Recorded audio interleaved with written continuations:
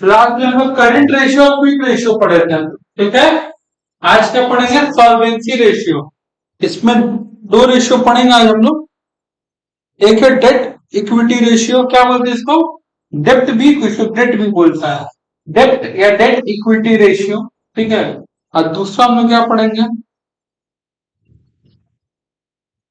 Proprietary ratio.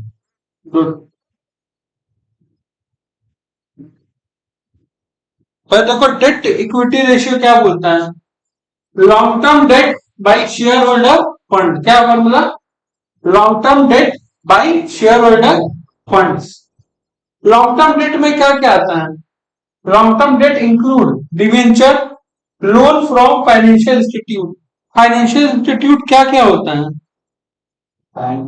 दो होता है, याद रखना कौन कौन सा, एक होता है बैंक और एक होता है एनबीएफसी, यानी कुछ ऐसा कंपनी जिसका काम है केवल लोन देना, ठीक है, नॉन बैंकिंग फाइनेंशियल कंपनी। इन लोग सब जो भी लोन लिए हो, जो भी लोन का पैसा कर्ज है, सबको एक जगह बटा में शेयर होल्डर फंड। अब शेयर होल्डर फंड में क्या क्या आता है, share holder fund include equity, preference, plus reserve and surplus, minus fictitious assets. कौन से एसेट्स, फिक्टिशियस एसेट्स, ऐसा एसेट जिसका कोई वैल्यू नहीं है, वैल्यूलेस एसेट। बात समझ लो भैया, ये वैल्यूलेस एसेट्स का एक एग्जांपल बता दीजिए, एक एग्जांपल वैल्यूलेस एसेट का, discount on issue of debenture या शेयर कैपिटल।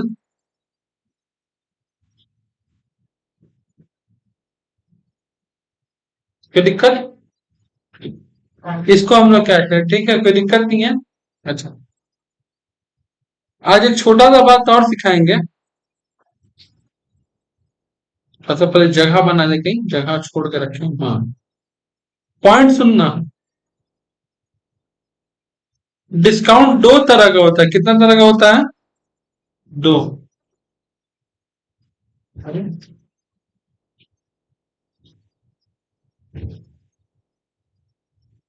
बताओ तो कौन कौन सा डिस्काउंट होता है, एक तुम लोग के मन में चल रहा होगा, डिस्काउंट रिसीव्ड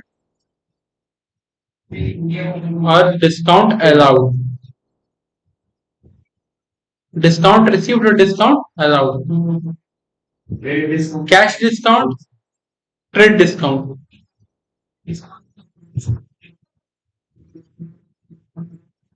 और तुम लोग डिस्काउंट में पढ़ा है, जो जो पढ़ा बता रहे हैं, कैश डिस्काउंट और ट्रेड डिस्काउंट।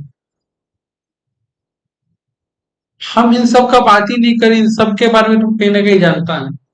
हम जिस डिस्काउंट का बात करो ध्यान से समझना क्या है, हम डिस्काउंट बात कर रहे हैं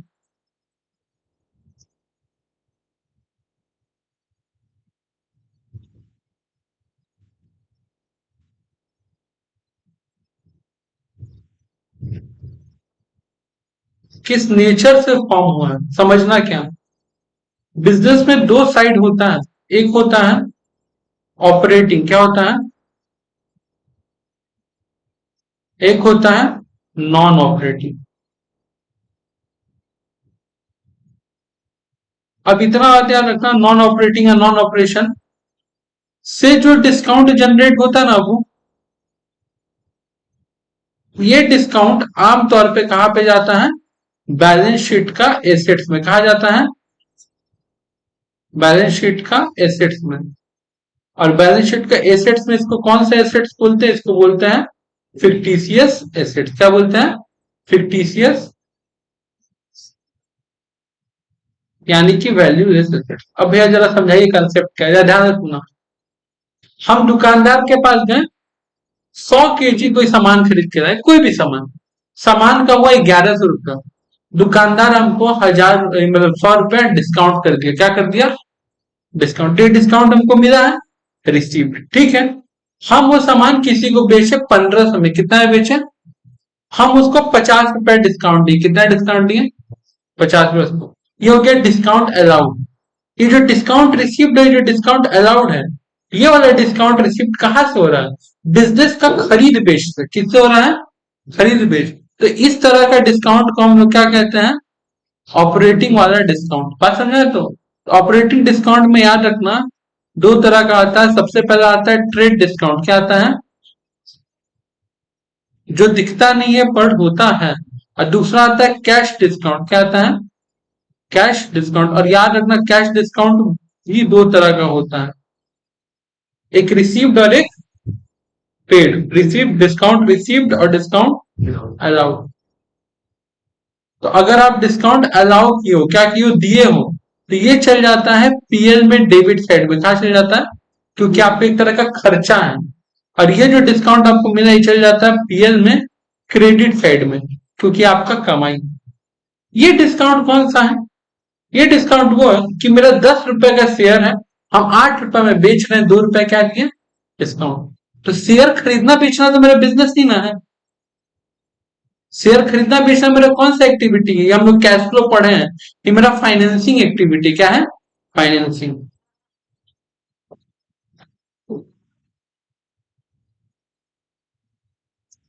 और फाइनेंसिंग एक्टिविटी में जो डिस्काउंट क्रिएट होता है, डिवेंचर डिस्काउंट में दे दिए। कई बार डिस्काउंट देखे ना, डिवेंचर का सारा केस हम लोग पढ़े थे, था ना, कि 100 रुपए का डिवेंचर 95 रुपए में बेच रहे, 5 रुपए discount on issue of debenture. तो वो सब जो होता है वो होता है फिक्टिशियस एसेट्स, वैल्यूलेस एसेट। उसको हम लोग कहाँ लिखते हैं, एसेट साइड में लिखते हैं। क्लियर ये बात, फिक्टिशियस एसेट। चलो अब आप बात समझो। तो कह रहा है कि शेयर होल्डर फंड का मतलब होता है equity share plus preference share plus reserve and surplus minus fictitious asset. अच्छा एक चीज याद रखना, अगर डेबिट बैलेंस बोल रहा है, इसका मतलब लॉस है, क्या है, ठीक है। अगर डेबिट बैलेंस बोलता है, इसका मतलब क्या होता है, लॉस।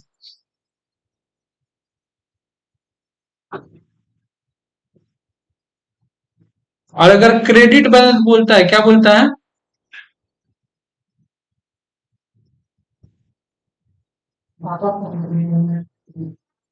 तो साइलेंट रखेगा ना, तो क्या होगा, प्रॉफिट। क्या होगा, प्रॉफिट। ठीक है। अब याद रखना ये जो पीएल का डेबिट बैलेंस है, तुम सबको पता है, फायदा होता है तो कहाँ लिखते हैं, बोल तो, बैलेंस शीट का लाइबिलिटी में। कहा लिखते हैं, फायदा होता है तो बैलेंस शीट का लाइबिलिटी में ऐड करते हैं। क्या करते हैं, ऐड। और नुकसान होता है तो माइनस कर देते हैं, ठीक है। लेकिन कुछ कुछ लोग नुकसान नहीं दिखाना चाहता तो माइनस ना करते हुए एसेट्स में लिख देता है। क्या लिख देता है, लॉस एसेट्स हो सकता है। देखो अकाउंट्स का तरीका में लिख रहे हो, कोई दिक्कत नहीं है, लेकिन वो एक ऐसा एसेट्स है जिसका कोई कीमत नहीं, तो उसको भी क्या बोलते हैं, वैल्यूलेस एसेट्स, फिक्टिशियस। बात समझ में आ गया दिमाग में? अब आगे देखो। तो फॉर्मूला क्या हो गया, long term date divided by share holder fund. Long term debt में क्या क्या आ गया, लोन एंड डिवेंचर, और शेयर होल्डर फंड में आ गया equity share, preference share, reserve and surplus minus fictitious assets. जरा इस पोर्शन पे गौर करो, आखिर क्यों सीख रहे हैं हम लोग डेट इक्विटी रेशियो निकालना, क्या जरूरत है। जरा फॉर्मूला देखो, लोग क्या लिख रहे हैं, शेयर होल्डर फंड मतलब व्यापारी का, बिजनेसमैन का, प्रोपराइटर का अपना लगाया गया पैसा। और डेट का मतलब क्या, कर्ज, कि कितना अपना पैसा लगाया है व्यापार में और कितना बाहर से कर्ज लेके लगाया है, इस रेशियो को देखने के लिए, ठीक है। और आमतौर पर ऐसा कहा जाता है कि 2:1 का रेशियो होना चाहिए। कितना होना चाहिए, 2:1 का, आमतौर पे। कि अगर आप अपना 1 रुपया लगाए हैं, ठीक है, तो आप बाहर से 2 रुपया कर्ज लेकर के व्यापार कर सकते हैं, उससे ज्यादा नहीं, ठीक है। आमतौर पे ये सही आंसर नहीं है, क्योंकि जितना भी हाउसिंग फाइनेंस कंपनी है, क्या है, हाउसिंग फाइनेंस, उन लोग के लिए रेशियो है 6:1। क्या है, वो बहुत बड़े, जब तुम लोग हो जाओ कंपनी में पढ़ोगे तब पता चलेगा। फिलहाल 2:1 ऐसे बोला जाता है कि बेहतरीन है, ठीक है। अब जरा समझो, significance of debt equity ratio, the ratio measure the contribution of lender relative to the contribution of owner. क्या देखते हैं कि कितना हम लोग लेनदार से लिए हैं और कितना अपना पैसा, ओनर अपना पैसा लगाया है। Debt ratio is also use for measure the debt exposure. इससे ये पता चलता है कि आप कितने कर्ज में दबे हुए हैं। जरा सोचो, अगर मेरा डेट इक्विटी रेशियो ऐसा है 1:50, ये अच्छा है कि खराब है, पर सोच कर बताओ। इसका मतलब क्या है? इसका मतलब तुम लोगों को क्या लग रहा है? 1:50 मतलब क्या लग रहा है कि 1 रुपया मेरा, 50 रुपए किसका? बाहर से कर्ज लिया है, ये ना? गलत लग रहा है, उल्टा है। फॉर्मूला क्या है? Long term debt by share holder fund. हम क्या बोले? 1:50 बोले, यानी कि 1 और यहाँ पे 50। अपना पैसा कितना लगाया? 50। कर्जा कितना लिया है? बात समझा? तो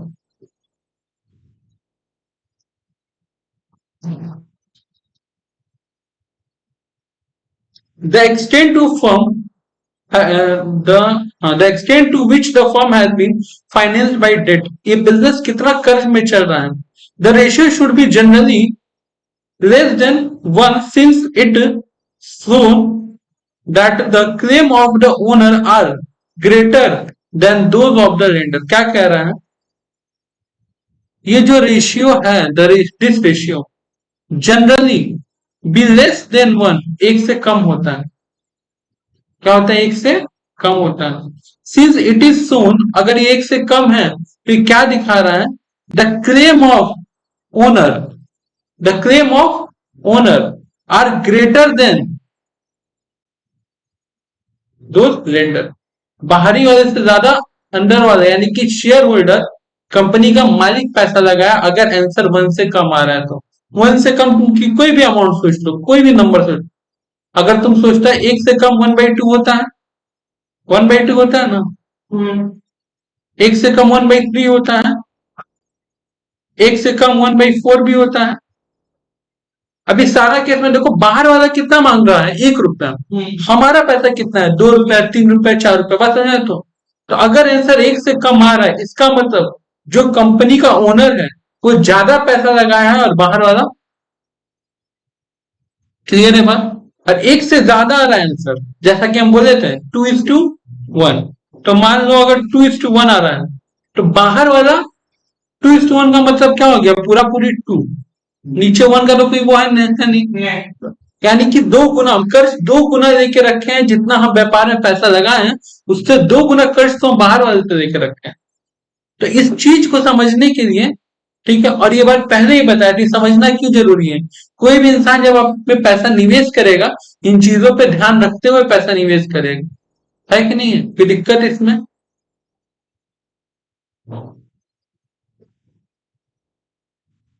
आगे क्या बोल रहा हूं? It also considered, it also considered unhealthy for the business to have more debt. ये बिजनेस के लिए अच्छा बात नहीं है कि मोर डेट देन इक्विटी, कि कर्ज ज्यादा हो और equity come.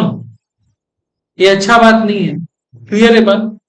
If the ratio is more than 1, अगर 1 से ज्यादा आएगा तो क्या दर्शाएगा? कि हाई डिग्री ऑफ डेट, कर्ज ज्यादा है, ठीक है, और आपका खुद का पैसा कम लगा हुआ है। ये बात तो पहले ही बताएं। कोई दिक्कत? इतना बात समझ में आ गया? और डेट इक्विटी रेशियो का फॉर्मूला क्या हम लोग पढ़े? Long term debt by share holder fund. चलो अब क्वेश्चन देखते हैं क्या है। From the following information certain the date equity ratio. क्या निकालना है अपने लोग को? Date equity ratio. आराम से। इक्विटी शेयर कैपिटल कितना है भैया? 2 लाख। जनरल अब क्या है? 1.5 लाख। करेक्ट। करंट लाइबिलिटीज कितना है? 1 लाख। करंट लाइबिलिटी से कोई मतलब, क्योंकि फॉर्मूला क्या है? फॉर्मूला है मेरा long term debt by share holder, और शेयर होल्डर फंड में क्या चाहिए? Equity share plus reserve and surplus minus fictitious asset. तो कोई फिक्टिशियस एसेट दिया हुआ नहीं है। तो देखो, equity share capital plus preference नहीं दिया हुआ है, प्लस रिजर्व, रिजर्व दिया हुआ है, माइनस फिक्टिशियस, फिक्टिशियस नहीं दिया हुआ है। तो 2 लाख और 1.5 लाख कितना हो गया? और डेट, लोन खाली कितना लेकर रखे हैं? 1.5 लाख। तो क्या आ गया? 0.5 4:3:1, एक से ज्यादा है कि कम, तो इसका मतलब क्या, अच्छा बात। दूसरा number question, from the following information calculate date equity ratio और करेंट रेशियो। करेंट रेशियो हम लोग आखिरी दिन सीख चुके। शेयर कैपिटल कितना बोल रहा है, 1.5 लाख, ठीक है। बिल्स पेबल बोल रहा है 13,000। ये बिल्स पेबल है क्या, बिल्स पेबल को हम लोग कहेंगे करेंट लाइबिलिटी। क्रेडिटर क्या है, करेंट लाइबिलिटी। डिवेंचर क्या है, लॉन्ग टर्म लोन है, ठीक है। अच्छा, debtor current assets, bank balance current asset. Long term loan 1 lakh, general 20,000। Formula क्या होता है, लॉन्ग टर्म लोन होता है ना, long term date. Long term debt में क्या होता है, बाहर से कर्जा और डिवेंचर, तुमको दोनों दिख रहा है। देखो बाहर से कर्जा लेके कितना बैठा है, आपका एक सवाल था, पूछो। लॉन्ग टर्म डेट दिया तो कोई भी शॉर्ट टर्म वाला liability and short term current asset में हो चुका है, करेंट एसेट में आएगा, बस में ना। अच्छा, तो लॉन्ग टर्म 1 लाख, डिवेंचर हमारा, सॉरी डिवेंचर कितना हमारा, 2,75,000, करेक्ट। दोनों को जोड़ो कितना होता है, 3,75,000, करेक्ट। अच्छा, यहाँ पे दिख रहा है 3,75,000 divided by share holder fund, क्या होता है बार बार, इक्विटी शेयर। तो इक्विटी शेयर दिख रहा है हम लोग को, नहीं, प्रेफरेंस शेयर। अच्छा, इक्विटी और प्रेफरेंस को मिला के क्या बोलते हैं, शेयर कैपिटल। तो हम लोग को मिला के सीधे दे दिया है, कितना दिया है,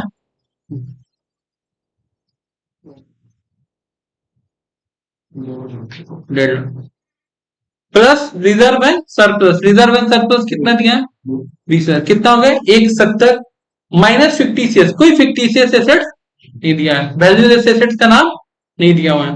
तो क्या हो गया भैया, 1,70,000 डिवाइडेड बाई 3,75,000 डिवाइडेड बाई 1,70,000, क्या आ रहा है, एक से ज्यादा आ रहा है, 2:2। कंपनी का पोजीशन,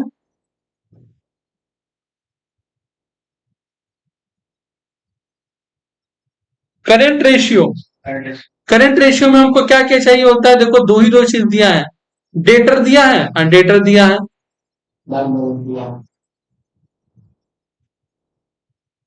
डेटर बैंक बैलेंस कितना हो गया, 90, 95 और 45, टोटल 140।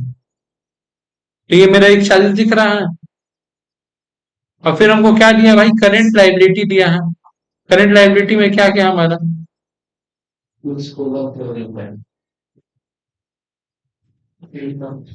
बिल्स पेबल कितना है, 13,000, और क्रेडिटर 57,000, 57 और 13, 70, हो गया। कोई दिक्कत, तो एग्जाम में ऐसा भी हो सकता है एक में दो मिला करके दे दे, बस तुमको पता ना चाहिए कौन सा चीज कहाँ कहाँ जाएगा, ठीक है। अगर यहाँ पे एक वर्ड दिया रहता, हाँ, अब यहाँ पे अगर शॉर्ट टर्म लोन दिया रहता तब कहा जाता, शॉर्ट टर्म लोन कहा जाता है, करेंट रेशियो में जाता है, ठीक है। शॉर्ट टर्म लोन कहा जाता है, ठीक है। बहुत सारे बुक में तुमको दिखेगा कि यहाँ पे ये लोग क्या यूज करता है, यहाँ पे long term plus short term, यहाँ पे केवल लॉन्ग टर्म जाता है, शॉर्ट टर्म नहीं जाता। अगर कोई पूछे कि जो बुक लिखा हो क्या वो बुक पागल है कि शॉर्ट टर्म जाएगा, हाँ पागल है, क्यों, क्योंकि ऐसा बोला जाता है अकाउंट में कि जो शॉर्ट टर्म लोन है उसका पेमेंट कैसे होगा, उसका पेमेंट होगा अगेंस्ट कलेक्शन फ्रॉम डेटर। अब बता रहे तुमको आज का रियल घटना, हम एक, तुम लोग कभी लेना मत, हम एक ऐप से 1,500 रुपए लोन लिए थे, हम उस ऐप को 1,600 रुपए देना था, ठीक है। अभी मेरे को तुरंत स्टूडेंट फी पे किया, हम तुरंत उसको पैसा पे किया, कहाँ से आए ये पैसा, सर्कुलर फ्लो इनकम से, रेवेन्यू उसी में से आया, लपटा के चला गया। तो ये इसी तरह निकल जाता है। लेकिन जो बड़ा कर्ज है उसके लिए बैठ के माथा मारना पड़ता है, कि बड़ा कर्ज को भरने के लिए धीरे धीरे धीरे धीरे आपको अपना पूंजी लगाना पड़ता है। बात समझ आया, तो है कि नहीं, क्लियर है बात। चलो, from the following information calculate date equity ratio. अब डेट इक्विटी रेशियो के लिए क्या क्या चाहिए, देखो शेयर कैपिटल दिख रहा है, लॉन्ग टर्म लोन दिख रहा है, डिवेंचर दिख रहा है, कोई दिक्कत यहाँ पे? तो भैया सबसे पहले क्या होगा, debenture plus long term loan 2,80,000, 1,10,000, 3,90,000 plus share holder fund 2.5 lakh. देखो रिजर्व एंड सरप्लस है भैया, जनरल रिजर्व 25,000, कितना हो गया 2,75,000। कोई दिक्कत? करंट रेशियो तुम लोगों को पता है, current assets by current liability, हाँ या ना? तो current assets by current liability का मतलब क्या हो गया, देखते हैं क्या कह देगा। बिल्स पेबल करंट लाइबिलिटी है, ये भी करंट लाइबिलिटी है, तो 15 और 45 कितना हो गया 60। और करंट एसेट दिया तुमको 60,000 और बैंक बैलेंस दिया 30,000, 90। कोई दिक्कत? एकदम इजी है। अब आता है दूसरा,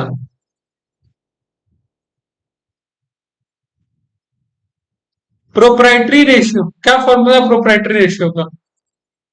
शेयर होल्डर फंड जो सीख चुके हो, क्या होता है, equity share plus preference share plus reserve and surplus minus fictitious assets. कोई दिक्कत नहीं है यहां तक?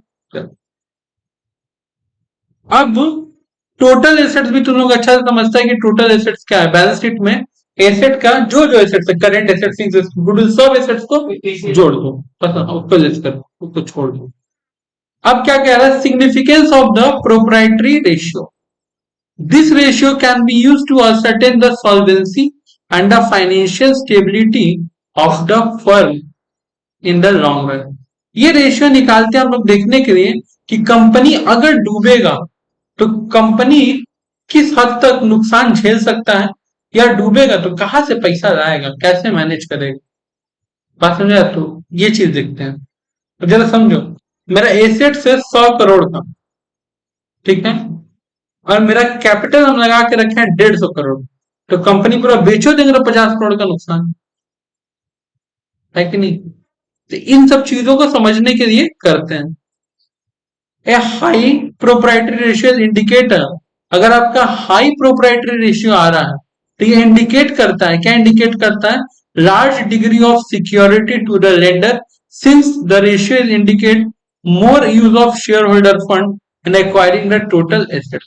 कि आप ज्यादा पैसा खुद के जेब से लगाए हैं सारा सामान खरीदने के लिए। क्या है इस सिचुएशन को समझो, बेंच किसका, मेरा, टीवी किसका, मेरा, लैपटॉप किसका, मेरा, ये व्हाइट बोर्ड किसका, मेरा, ये सारा एसेट्स किसका, मेरा है। लेकिन जब थोड़ा इसका डिटेल में जाओगे, ये बेंच बनवाते वक्त भी हम लोन लिए थे, टीवी खरीदते हुए भी लोन लिए थे, और ये भी हम क्या लिए थे, लोन। फिर धीरे धीरे हम प्रॉफिट कमा के इन सब का क्या किए, भर पाए। लेकिन पहला दिन से अगर ये सब अपना पैसा से किए रहते हैं तो proprietary fund use, how much proprietary fund use to acquire such assets, बस अपना पैसा कितना लगाए हो इन सब संपत्ति को खरीदने में।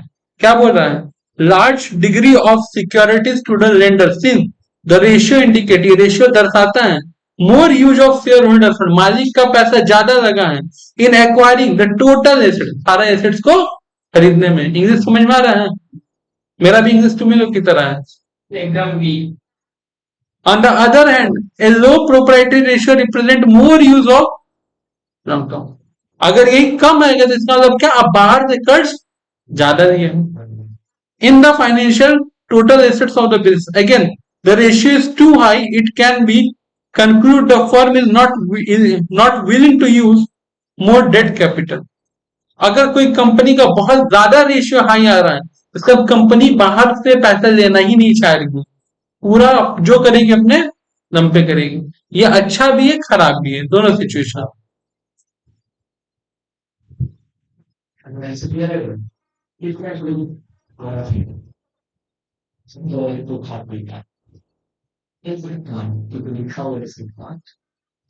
अच्छा, अब ये सम्स क्या है, फॉर्मूला क्या था हम लोग का, share holder fund by total assets. देखो एसेट्स, यहाँ पे एसेट स्टार्ट है ना, non current assets, current assets, assets का टोटल। कोई दिक्कत है क्या, ये तो इसी तरह से। अब क्या निकालना, शेयर होल्डर फंड में क्या क्या सीखे, share capital plus reserve and surplus. कोई रिजर्व एंड सरप्लस दिख रहा है क्या, नहीं है ना? तो क्या हो गया, 2 लाख,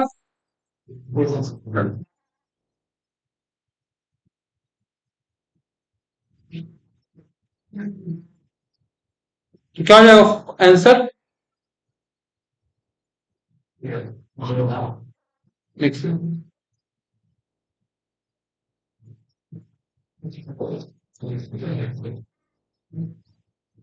तो प्रोप्राइटरी रेशियो क्या हो जाएगा?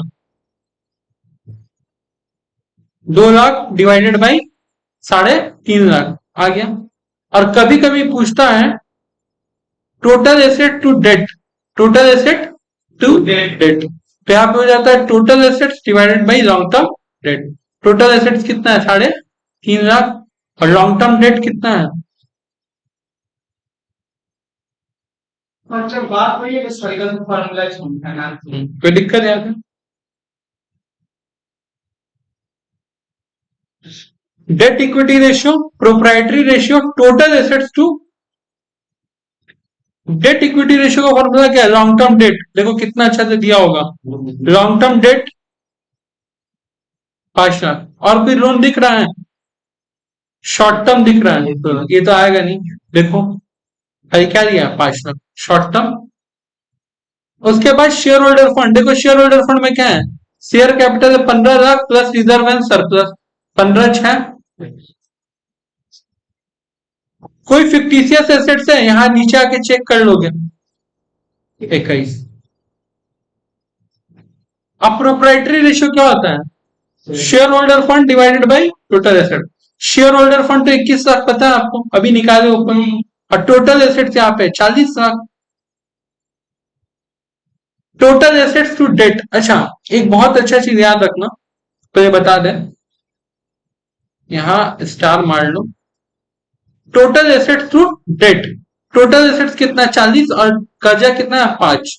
यहां निकाले थे ना 5। 8:1। एग्जाम में तुमको कोई भी रेशियो दे देगा, जितना हम रेशियो पढ़ाएंगे उसका कोई भी, तो तुमको फॉर्मूला आता है। क्या देगा फॉर्मूला? जैसे देखो ऐसे दे देगा, मान लो total assets to current liability. अब इसका फॉर्मूला क्या हो जाएगा? तो याद रखना, जब भी ऐसा देगा तो जो 2 के पहले होगा क्या होगा? जो 2 के पहले होगा वो ऊपर आ जाएगा और 2 के बाद वाला नीचे आ जाएगा। मतलब भैया total asset divided by current liability. और क्या दे सकता है तुमको? Total asset to cash. क्या दे सकता है?